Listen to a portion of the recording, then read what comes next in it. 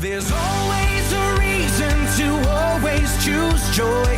There's something deeper that the world can't destroy. Smile when you think you can't. Smile, get up and dance. Smile, there's a bigger plan. The storm only lasts for a while. So smile.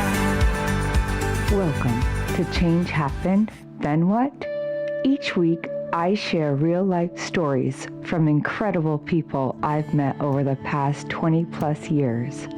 Stories of change, challenge, and what comes next. These are the moments that shaped them, the pivots that led to purpose, and the raw emotions in between. My hope is that these conversations inspire you, offer hope, and in the end, leave you with a smile. So wherever you are, take a deep breath and let's dive in, because change happens, and that's where the story really begins. I'm your host, Heather Holt, and I'm so happy to have you here today. I first met Brooke at Uno's Pizzeria, back when I was a friendly neighborhood bartender, slinging drinks and cracking jokes behind the counter. She and her husband were regulars, one of those couples you look forward to seeing. You know, the ones who start off as customers and end up as friends. Week after week, Brooke would slide onto a bar stool, flash a warm smile, and give me the rundown of her crazy week.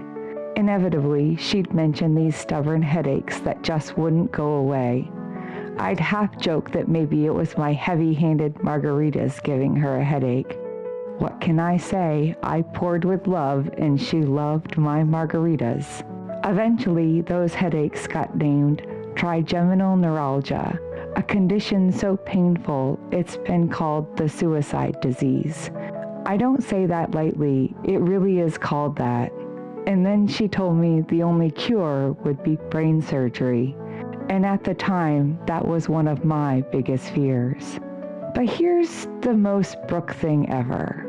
Before her surgery, when most people would be panicking and packing their bags, Brooke was making gift bags. Yep, for her nurses, her doctors, her caregivers, and especially for her husband. You know, she wanted to make sure everybody was taken care of before anybody had to take care of her. That tells you everything you need to know about the kind of heart she has. We would stay in touch as life moved on over the years. And when I was diagnosed with a brain tumor of my own, I didn't call Brooke, but I did think of her a lot. Her strength, her grace, and how I knew she made it through. She was a quiet kind of blueprint for me. She'd already walked that road, and in some weird, comforting way, knowing that helped me start walking mine. At first, I thought this interview would be about her medical journey, her recovery, and how she came back from something that would have taken most people down. But when we sat down to talk, Brooke, calm, kind Brooke, told me there was more than I knew, more than I was ready for. She told me that back in college, long before surgeries, gift bags, and margaritas, she was stalked. Someone followed her, watched her, terrified her, and she did this alone.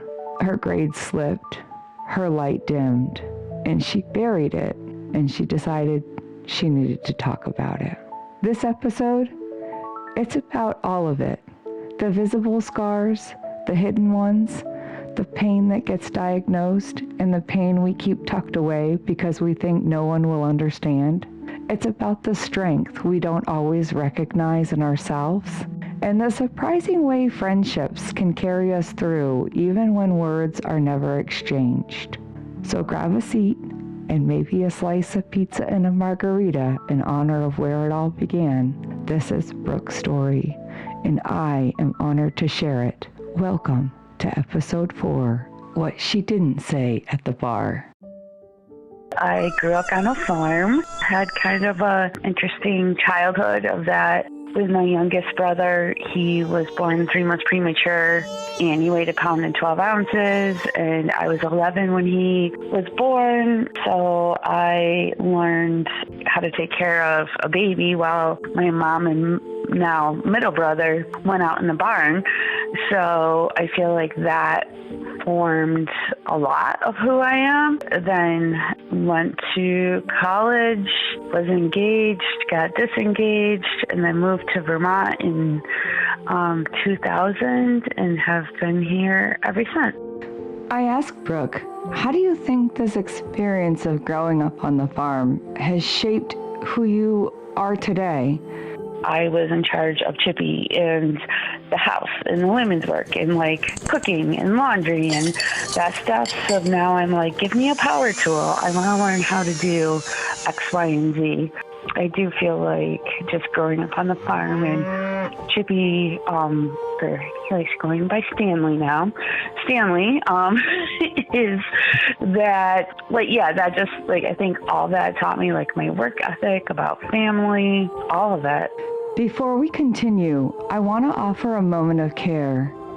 In this next part of our conversation, Brooke shares something deeply personal and difficult. While I've chosen to leave out the names of the colleges she attended to protect her privacy, she does open up about her experience at the first school she went to, where she was stalked and raped. This is a sensitive and potentially triggering topic. Please take care of yourself as you listen. If you need to pause or step away or skip ahead, you are absolutely welcome to do so. You can skip to the 13.5-minute point if you choose to bypass this portion of the episode. Your well-being matters, and Brooke's bravery in telling this part of her story is something I hold with deep respect. You will also find support resource links in the show notes if someone you know or yourself needs them. That's where I had my unfortunate experience of getting stalked and raped, just me being me, and living on a farm and in a small town when there should have been red flags, which would have been red flags for other people. I just ignored them because I'm like, that doesn't happen. My grades were always really good. Okay, wait, not really good. I was a solid B student.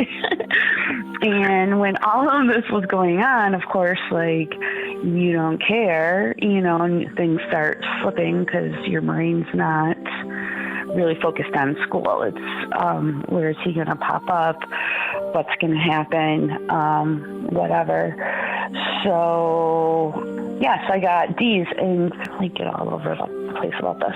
Because of being on the farm, and the farm's stressful, and like we were always taught like to be kind of independent, and I wanted to prove like I can go to college. I can, because it was like, but it was only like an hour and a half away from my hometown, so it wasn't that far.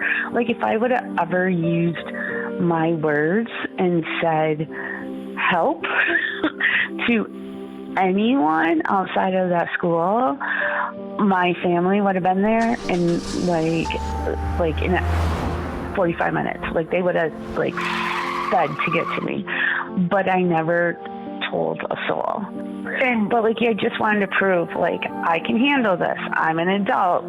I'll figure this out. And then it got to be just embarrassing as well, like because I didn't know how to handle it. Like I didn't know what to do when someone's popping up all over the place and bad things are happening, and yeah. And when Brooke says it, softly, but with weight, bad things are happening to me. At first it hangs in the air, but then she begins to name it to me. She tells me more about the man who was stalking her. He was a 32-year-old man. He kept showing up. He found her, and he wasn't just stalking her. He was raping her multiple times. She was terrified, not just for herself, but for what he might do to her family if she told anyone. The fear was paralyzing and consuming.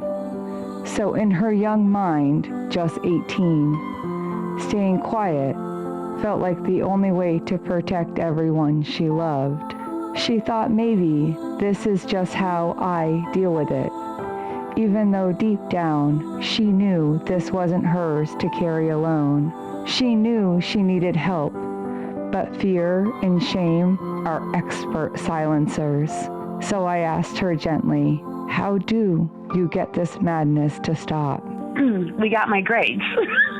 So, because I was home on winter break and the phones weren't as prevalent, and all that stuff. So, I was getting letters, I was getting phone calls. I think he even popped up once.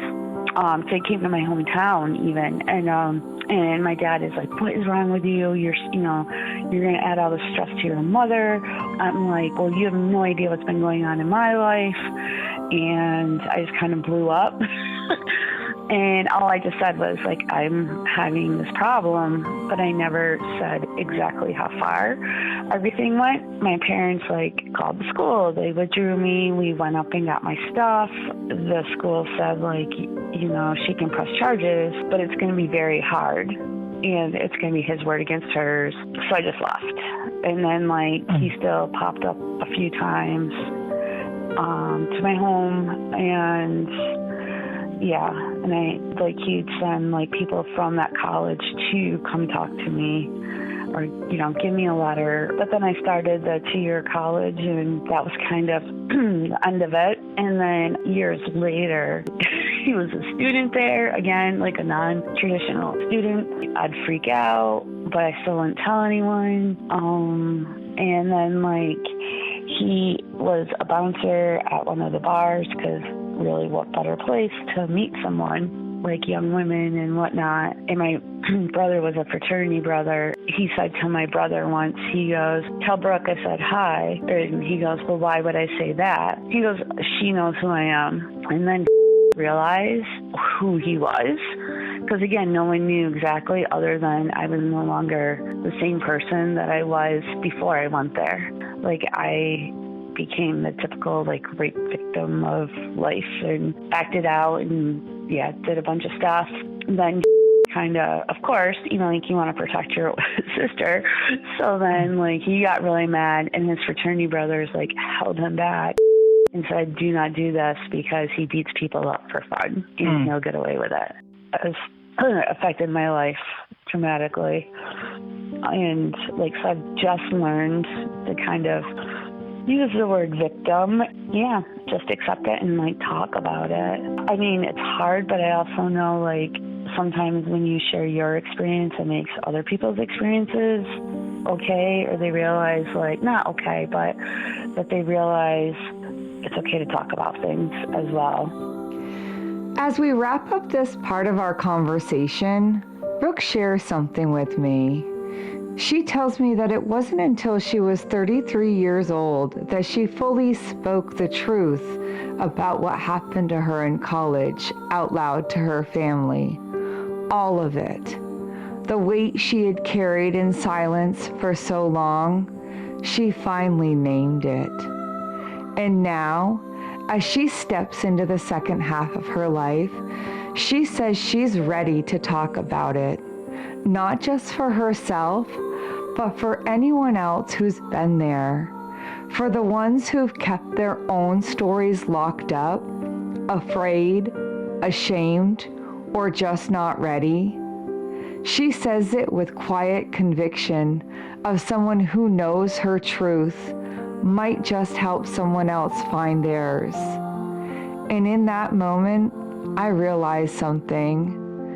This scar she carries, it isn't quite healed, and it may never fully be.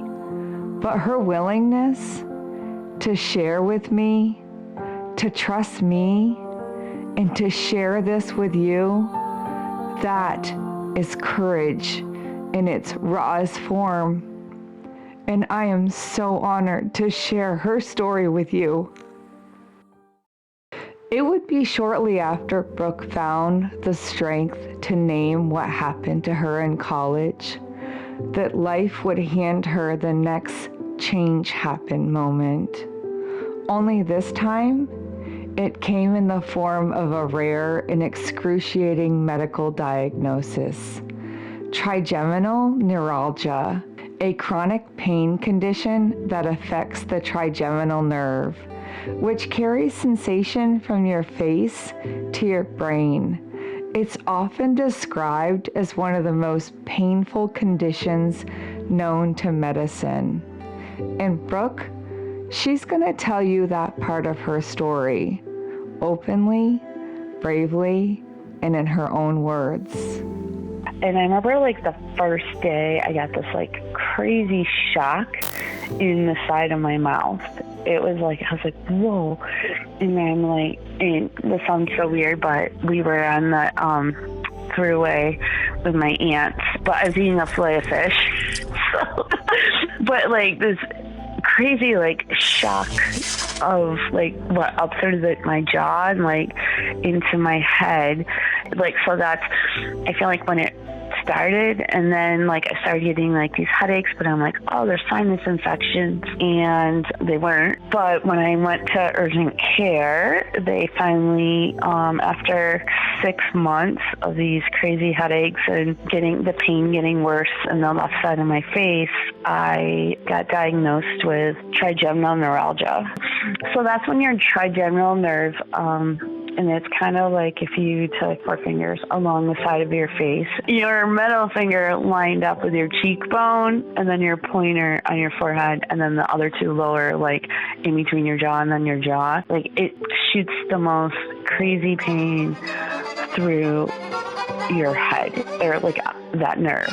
It can cause like a heat sensation and this incredible pain. So they also call it the suicide disease because they don't always know what causes it, and they can't always stop it. But the pain, how I used to describe it to people when it like got to be its worst, it would be like taking like a open tuna can and like grinding it into my eye, and then throwing some heat and electricity in with that pain. It would just continue and continue, and sometimes it would just last for like maybe a minute, but you would never know what would trigger it. Like brushing your teeth, if you move your hair in any sort of way, the wind.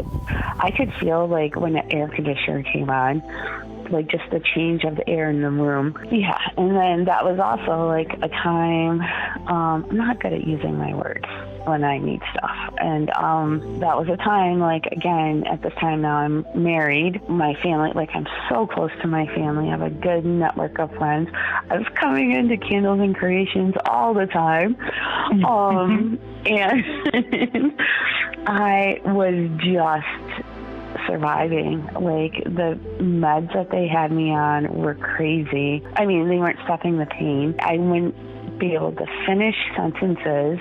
I'd forget like what I was talking about mid-sentence. I was sleeping so much, and like, but I was still working. Like, I'm still working full time. I'm doing everything I can. And when I was going to my doctor, they're just, like, oh, try meditation. Okay, well, up your pills a little bit more. Okay, well, now you've taken too many, so you're in toxic shock. So go to the urgent care as soon as possible. Okay, so now you can't take anything for a few days. Like, oh, God. And just suffer through it. And I would literally pray. Like, I'm going to interject here because what Brooke tells me in the next few minutes was heart-wrenching and a sensitive topic. She tells me that there came a point when the pain was at its absolute worst, that all she could do was pray. She's Catholic, and her faith became the only thing she could hold on to. The pain from trigeminal neuralgia was so relentless, so consuming, that it pushed her to the edge of what a person can endure. And while she knew the medical nickname for the condition, the suicide disease, she also knew in her soul She could never go that route because this is Brooke we're talking about. And Brooke doesn't just think about herself. She thinks about everyone else first. Her family, her friends, the people she loves. Even in the depths of that agony, what grounded her wasn't just survival. It was love. It was knowing the ripple effect her absence would cause. So she made a quiet, gut-wrenching decision. She was going to find another way through it. Prayer. I did some of my own research, and I talked to my doctor, and they're like, okay, if you try this meditation. And I'm like, fine, I'll try this meditation. And at the time I was working in St. Albans, and I really, when I look back on it, I should not have been driving. Like I could barely drive from Essex to St. Albans without having to pull over and go to sleep for 10 minutes. But again, do I admit anything? No. She goes, okay, but it's in here at UVM. And I'm like, so you want me to drive back and forth on the days that I work? I'm like, fine. I go, but you're going to give me a referral to go see this other doctor. That other doctor got me in within a week or two. And then they said, he goes, okay, so we're going to do your surgery next week. And I'd already done my research. And this had been the most invasive form that I could have, form of treatment that you can have. And I'm like, yes, please cut the nerve and we'll go from there. And so when he's going over all the options with my husband and me, he goes, okay, so you realize by choosing this, you could die, you could, lose feeling in your face. The pain can maybe not go away. And I'm like, okay, that's fine. Didn't even hesitate. But then I go, but how long do I have to be out of work? And he goes, 6 weeks. And I started crying then. My husband was like, okay. He goes, that is really what you're going to cry about? You just heard you could die or still be in pain or your face droops for the rest of your life and you're going to cry about work. And I'm like, yes. I go, what am I going to do? And the first phone call I made when I left was to my boss. It wasn't to my parents. It was to my boss. Oh, gosh. But then when they got me in for the, he goes, okay, we're scheduling the surgery, next week. And I go, wait. I go, no. And he goes, what do you mean, no? And I go, but there's people that have, brain tumors and, they have other things that, this isn't going away, but I'm not going to die, anytime soon. He goes, but we understand how much pain you're in, and that's why we try to get you in sooner than later. And that's why we try to get you in immediately. They cut my nerve in half, and they put the Teflon in, and they said it could come back, and and if and when it does, then deal with it then. As we begin to close out our conversation, Brooke shares a few more very Brooke stories, the kind that make you laugh a little and feel a lot. She tells me how she's trying, really trying, to remember to put herself first once in a while, or at the very least, to think about it. It's not easy for someone who's spent a lifetime taking care of everyone else, but she's working on it, day by day, small act by small act. And then I ask her something simple. What makes you smile these days? And she says, walks on the beach, her dog Austin, of course her friends and family, and her husband of 17 years. And then she adds this. Do dips all winter long. I'm so grateful, and because I'm definitely someone that's solar powered, so winter kills me. Now I go dipping, but before, when that was going on, there was no way that I could be out, on Indian Brook, breaking up the ice with maybe the little pieces of ice coming into my face, or the wind, or I'm so grateful that I do get to have the life that I have.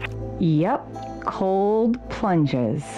That moment where everything in your body screams, why are we doing this? And your spirit whispers, because you can. It's no surprise that this is something that brings Brooke joy and a smile to her face, because of course it does. It's bold, it's a little uncomfortable, and it demands presence. And that's Brooke in a nutshell. Always stepping into the hard stuff and somehow still finding a way to rise, to heal, and to smile through it. So, before we wrap, I ask her the question I ask every guest on this show. If there's one piece of advice you could give our listeners, something they can carry with them, what would it be? And in true Brooke style, her answer is simple, heartfelt, and exactly what someone out there probably needs to hear right now. Listen to your instincts. Definitely listen to your intuition. And if something feels off, then it probably is. Use your supports. Like, you don't have to handle everything by yourself. And if you don't have them, maybe try to find someone, because I guarantee you that almost anyone could find someone to be a support. Trust your intuition and use your resources. Good advice from a woman who has seen a lot of pain and who can speak from experience. She doesn't just offer advice, she lives it, and that's what makes it land. I want to thank Brooke for her honesty, her strength, and for the courage it took to share this story with me and with you today. I know how deeply private she is, and I'm honored she trusted us with this conversation. If today's episode moved you, gave you something to think about, or even brought a smile, leaving a 5-star review on Apple Podcast or following wherever you listen would mean the world to me, and it really does help my little podcast grow. Smile when you think you can't. Smile, get up and dance. Smile, there's a bigger plan. The storm only lasts for a while. So smile. Thank you for tuning in to Change Happened, Then What? I hope today's story offered you insight, connection, or maybe just a moment of peace. Our theme music is Smile by Sidewalk Prophets from their album, The Things That Got Us Here. You can find out more about them at sidewalkprophets.com. Want to dive deeper into today's conversation? Check out the show notes or head over to changehappenedpodcast.com for links and more about our guests. Have your own Then What moment you'd like to share? I'd love to hear it. Just email me at changepodcast@yahoo.com. And hey, if this episode made you smile, consider passing it along or leaving a 5-star review on Apple Podcasts to help us grow. Change Happened, Then What? Is written, edited, and produced by me, Heather Holt, at Holt Hill Studios, with the enthusiastic help of my 2 co-producers, Waylon and Dalton. Until next time, take care and keep smiling.